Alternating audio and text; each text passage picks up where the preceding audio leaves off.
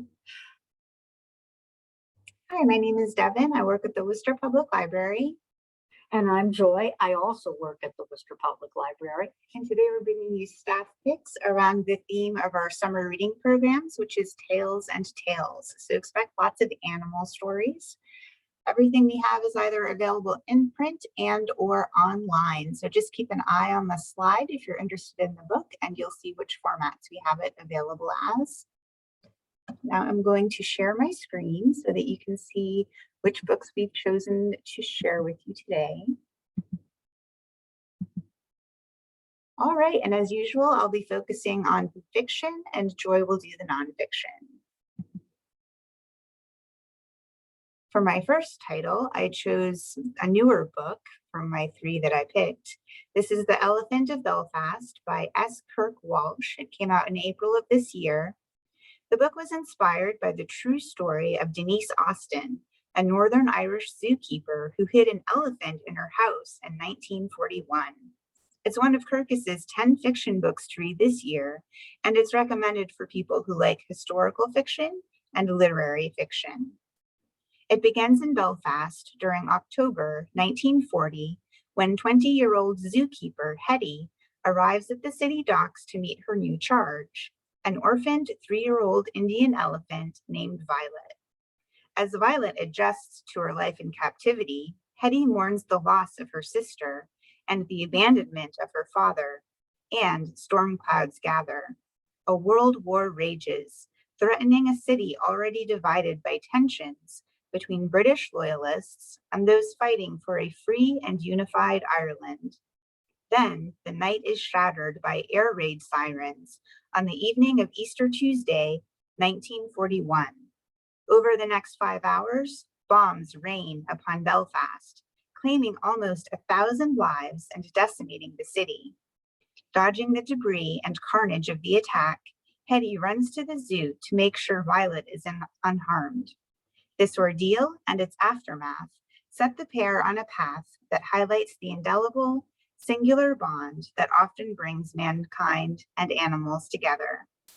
Barnes & Noble called this book a charming debut around a little-known chapter of World War II, the German Blitz of Belfast, in a city already reeling from sectarian violence. But the real heart of this story centers around the love and devotion between Hetty and Violet. While war rages on, Hetty goes to great lengths to protect Violet, giving readers a story of strength, survival, and resilience. And I have always enjoyed stories about elephants, so I'm definitely going to pick this one up. I love them too, but they aren't always the nicest of creatures. Well, I don't think anything's always nice. And here's one from Joy. Well, my first choice for this week is Animals Strike Curious Poses, Essays by Elena Passarelli. And I chose this title for this week because I was drawn to the title. Animals Strike Curious Poses is a line taken from the song When Doves Cry by Prince. Just in case you're racking your brain trying to place it, and I cannot stop singing it. The book appeared on several Best of the Year lists when it was first published in 2017 and was recently named one of the best nature book of the 2000s by Inside Hook. The text is composed of 16 short, exquisite essays, varying in structure and length, each focused on a different animal and its connection to us, Homo sapiens, for good or ill. Passarelli is nothing if not imaginative, and each piece is startlingly original, full of surprising juxtapositions and abundant wit.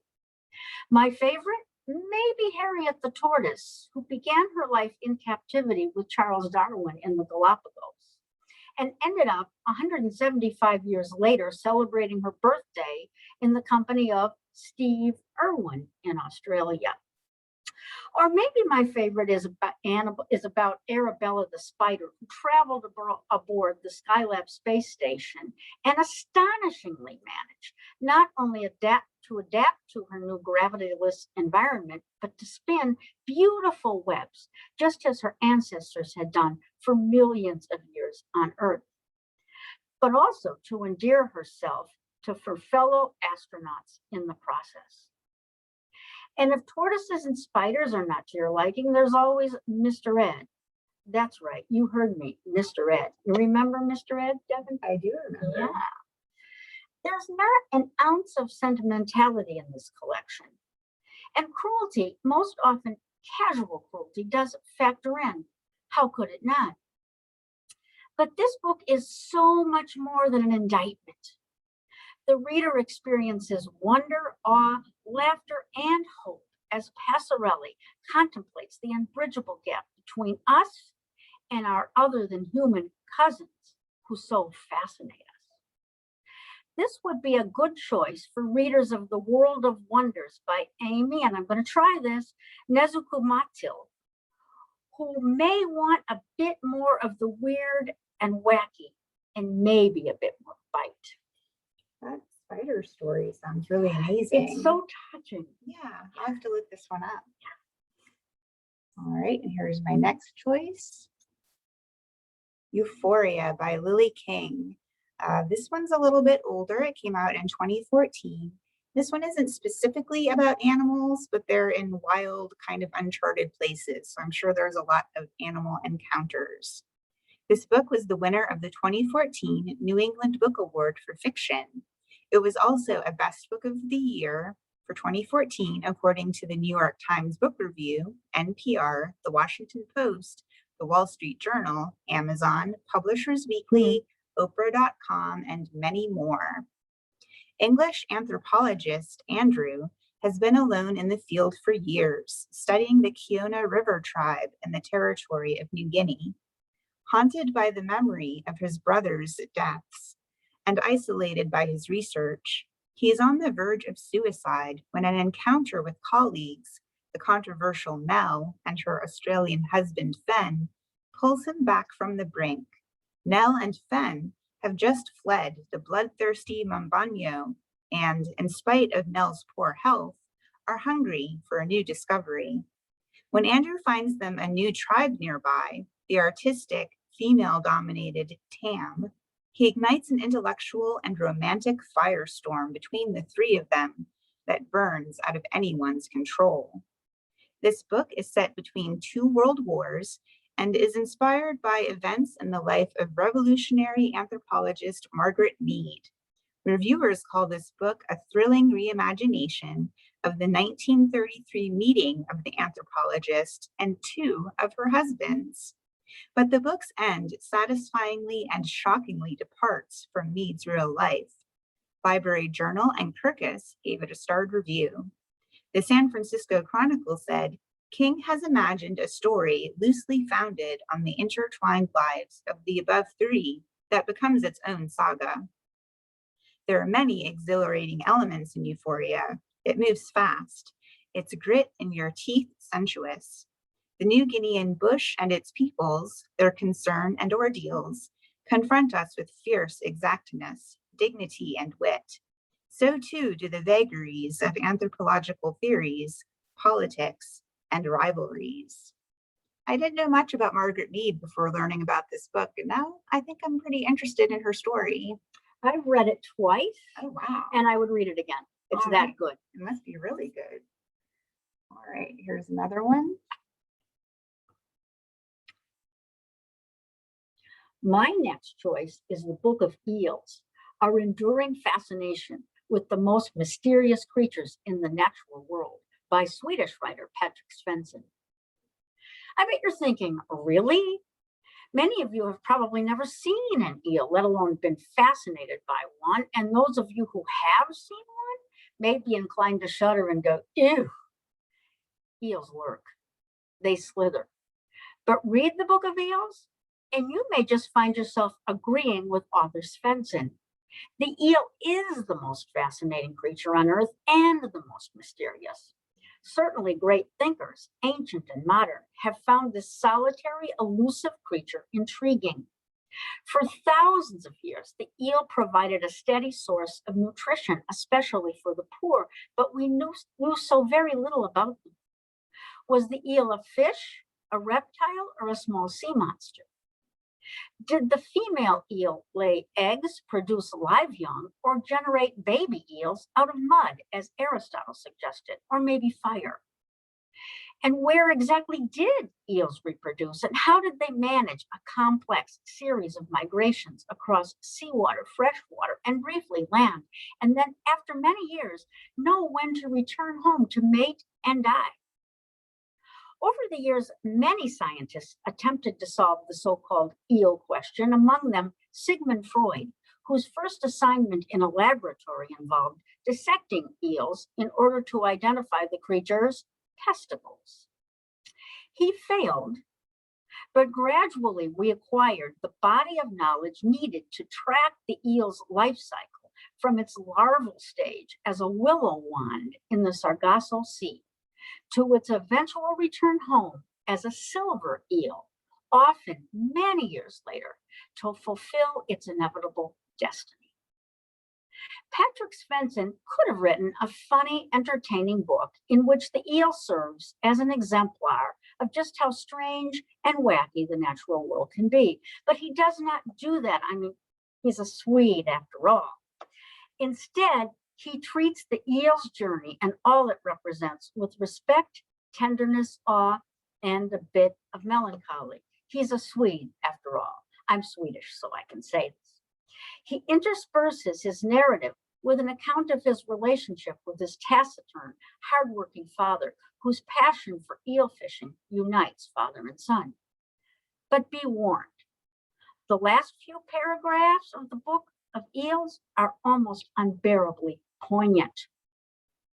This book was listed among the New York Times list of notable books for the year 2020, has been translated into many languages, and has become a worldwide bestseller, all of which led the Times reviewer to ask, how could such a strange and nerdy book make waves? I'm not sure, but I'm so glad it has. I like your description, but I'm not sure I'm going to pick this one up. All right, here's my next choice.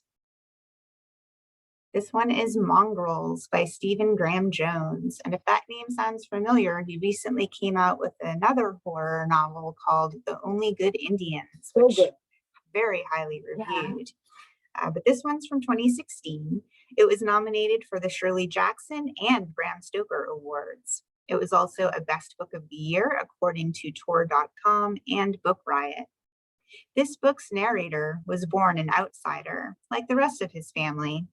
Poor yet resilient, he lives in the shadows with his Aunt Libby and Uncle Darren as they stubbornly make their way through a world that does not understand or want them. They are mongrels, mixed blood, neither this nor that. The narrator must decide if he belongs on the road with his aunt and uncle, or if he fits better with people on the other side of the tracks. For 10 years, he and his family have lived a life of late-night exits and narrow escapes, on the move across the South and staying one step ahead of the law. But the time is drawing near when Darren and Libby will know if their nephew is like them or not. The close calls they've been running from are catching up, and everything is about to change. In this coming-of-age horror tale, we follow the unnamed narrator from the age of 7 to 17, watching him attempt to piece himself together through reinvention. With every chapter, we see a different facet of him as he explores the roles of delinquent, superhero, Halloween enthusiast, star-crossed lover, nephew, and son. The New York Journal of Books said, this book is hilarious, painful, fascinating, and satisfying. It will be remembered as one of the most unique and unforgettable werewolf tales ever written. It's a postmodern deconstruction and a wild love letter to a classic creature of legend. Heads up that the werewolf transformations in this story are described as bloody and visceral. If you don't mind that, I will see you on the wait list for Mongrels. And here's another book from Joy. Yay, werewolves. My final choice for this week is The Ride of Her Life, the true story of a woman, her horse, and their last chance journey across America by Elizabeth Letts. What a great read. When I first noticed that The Ride of Her Life was garnering rave reviews, I thought I probably should include it as one of my staff picks for this week. After all, there are dogs and horses involved, and Tails and Tales is this year's summer reading theme. I wasn't sure, however, that I actually wanted to read the book. After all, many critics have used words like heartwarming to describe The Ride of Her Life, and as you may know by now, I don't do heartwarming. When I finally cracked it open and read the first line, her nickname was Jackass Annie, I was hooked. And 273 pages and 24 hours later, I had discovered that at least once in a while, I do heartwarming.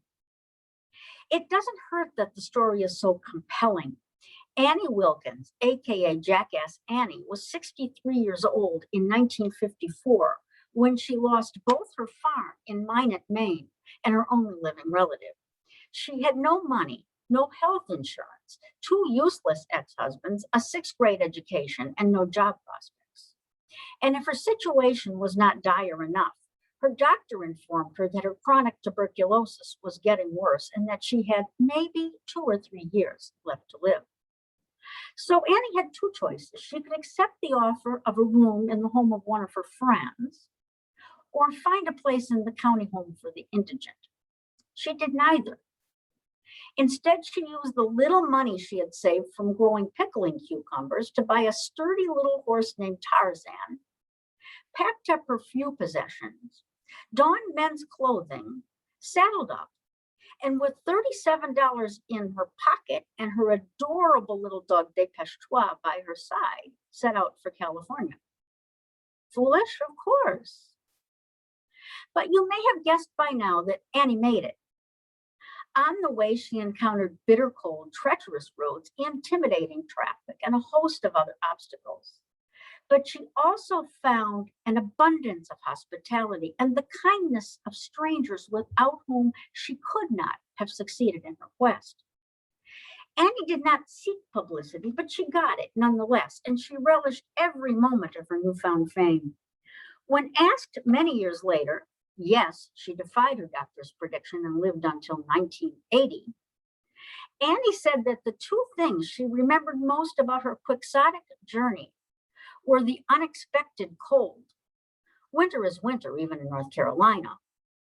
And the unfailing generosity of those she met along the way.